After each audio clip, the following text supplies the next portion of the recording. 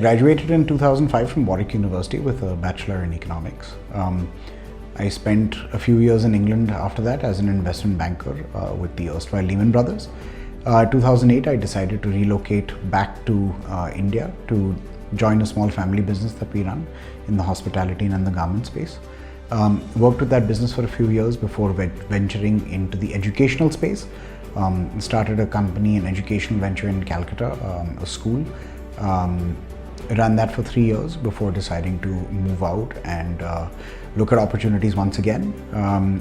Was very, very fortunate to stumble upon the world of fintech and founded my first startup venture in the fintech space in 2015, which was a consumer lending platform called Qbera.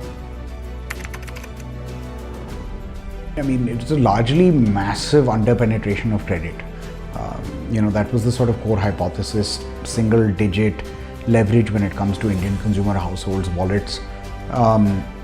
And historically, historically people haven't been able to reach out to large segments of consumers either because they don't have distribution in those segments, they aren't able to reach those consumers, it isn't profitable, or they don't understand the risk on it.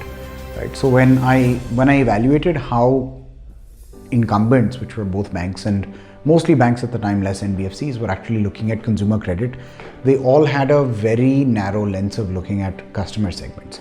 They were based on a customer's employer, a customer's credit history, and a customer's income. There wasn't really a fourth, fifth, sixth dimension, and this basically meant that they could only cater to a fraction of the segment.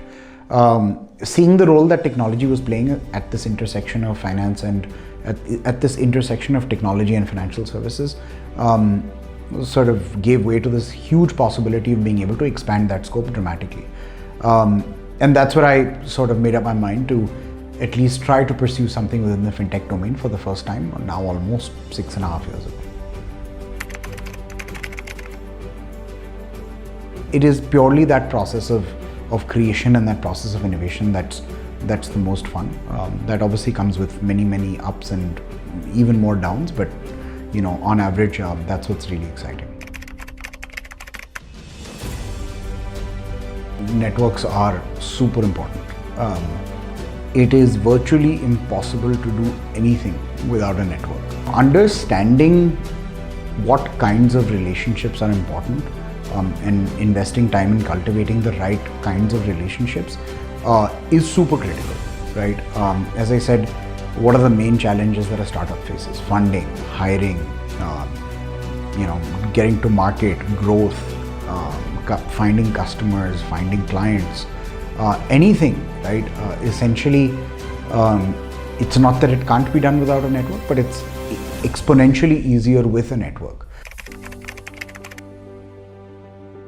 I think mentorship is important for everyone. It doesn't really matter, what stage of your life you're at.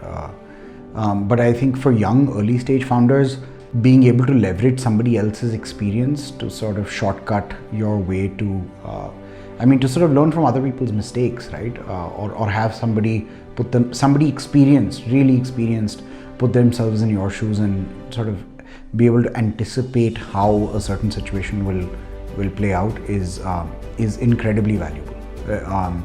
There is no substitute for that. I was very lucky early in my startup days. We had a number of people that were associated with our company who were extremely helpful. But again, it's important to find the right mentor. It's important to find somebody who you trust, somebody who has experience that perhaps is relevant to what it is that you're trying to do in order for it to be meaningful.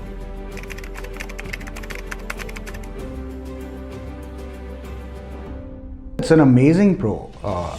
People getting into entrepreneurship by the hordes is incredible. Not only will it solve a lot of problems that we're facing as a country, as a society, as a people today, not only will it help improve people's lives, not only will it create a ton of value. The only risk that I see with it is that everyone that gets into it doesn't often understand what it is that they're getting into. People aren't financially prepared to be taking that kind of risk. And what gets hidden in this is the, it seems very glamorous from the perspective of the entrepreneur. The reality actually can be quite different, right? Because what happens when you raise more and more capital is that is you also get restricted in terms of what you can do with your shares, liquidation, your ability to step out whenever you want to, etc. So I think that as long as people go into it with their eyes open, and the fear that I have is many people don't, it's a great thing. And as I was saying, if for no other reason, then there is no bigger learning, right? And there is no better learning, and there is no faster learning than actually running a company of your own. I think Bangalore's gotten to a certain critical mass, critical mass in terms of number of companies, amount of talent, amount of VC capital that's poured into here. Because of that concentration, then you find more entrepreneurs coming out in Bangalore. You find more companies sprouting. You find more capital coming in. So, I think Bangalore is just ahead of the curve in that sense. I think it's a place where talent also enjoys coming to. It's not as expensive as Delhi or Bombay. The weather's comparatively better, etc., etc. There's a concentration of other companies, service providers, infrastructure. Right? Cost of living means effectively your cost of hiring is, cost of living being cheaper means your cost of hiring is cheaper. Your cost of renting an office is cheaper, etc. So I think the ecosystem here is just super conducive. I think people are also by nature very helpful within the ecosystem.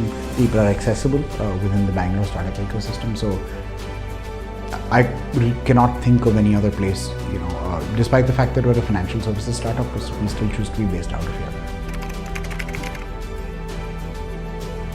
Ultimately, it depends on what you want to get out of it and where your strengths are, and how these programs can help you build on your strengths, and probably more importantly, sort of help you with some of your weaknesses, right? I think networking is one aspect of that, which is definitely helpful. I think thinking in terms of, product first thinking, customer first thinking, design-led thinking, that's another one that doesn't really come out in formal education today.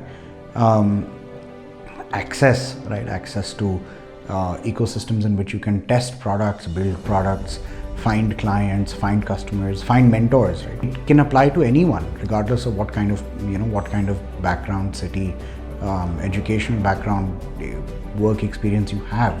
It can potentially be a fit for anyone coming from anywhere. But I think, like I said, you have to match it to your skill sets and see what are your strengths, what are your shortcomings, and see which program's the right fit for you.